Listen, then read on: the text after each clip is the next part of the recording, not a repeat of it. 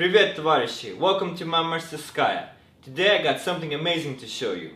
Look how ridiculously small this is, and they call this a pocket chainsaw. Let's see if it's the real deal or it's just a whole bunch of crap. Let's check it out. If you unroll it,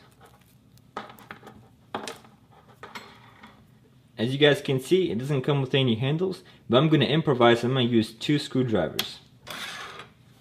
Alright, let's head over and test it out.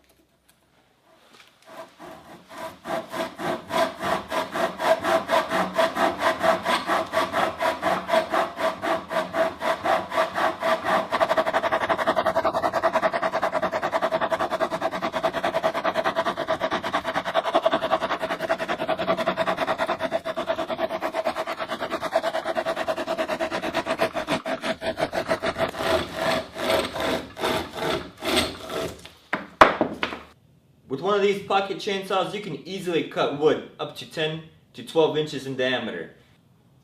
This survival device is definitely worth its weight in gold, and definitely worth considering if you can't carry a hatchet or an axe. In my book, A+. So what did you guys think? Go ahead and comment down below, like the video, and subscribe if you haven't already. Till next time.